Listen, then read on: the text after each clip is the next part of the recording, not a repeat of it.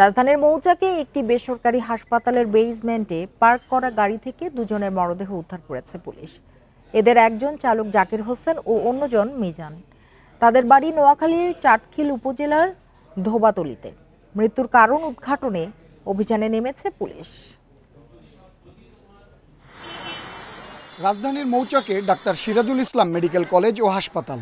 রোববার ভোর ৫টা ৪০। সিসিটিভি ফুটেজে দেখা মিলছে বেসমেন্ট 2-তে ঢুকছে একটি ব্যক্তিগত গাড়ি। ভেতরে দেখা যাচ্ছে দুজনকে। তবে পুলিশ বলছে গাড়িতে জাকির ও মিজানের সঙ্গে মালিক সৌরভও ছিলেন।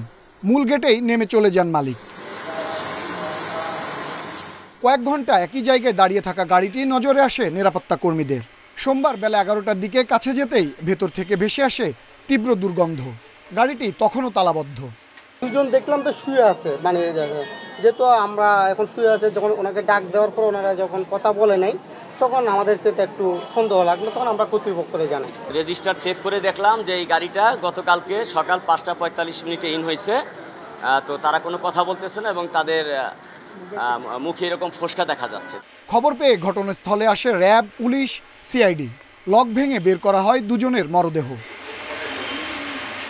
পুলিশের ধারণা গরমে দ্রুত পচে গেছে মরদেহ। দেখে অনুমান করার উপায় নেই। তদন্ত শেষ হলেই জানা যাবে হত্যার কারণ। যে লাশটা হয়তো 3 দিন বা 4 দিন পরে যে অবস্থাটা হয় সেটা একদিনে কিন্তু হয়ে গেছে। তো আমরা মোটামুটি ক্যালকুলেশন করে দেখলাম 30 থেকে 32 ঘন্টা তারা এই গাড়ির ভিতরে ছিল। তো এইটার কারণে একটু লাশটা একটু ডিকম্পোস্ট হয়ে গেছে বা একটু অন্যরকম হয়ে গেছে। এটার কারণে বোঝা মুশকিল। তবে পোস্টমর্টমে গেলে হয়তো ডাক্তাররা দেখলে বুঝতে পারবে যে কোথাও অন্য কোনো ঝামেলা আছে কিনা। রমনা থানা পুলিশ ময়না তদন্তের জন্য জোড়া মরদেহ পৌঁছে দিয়েছে ঢাকা মেডিকেল কলেজ হাসপাতালের মর্গে। আনোয়ার সাদাত নূর, ইন্ডিপেন্ডেন্ট নিউজ, ঢাকা।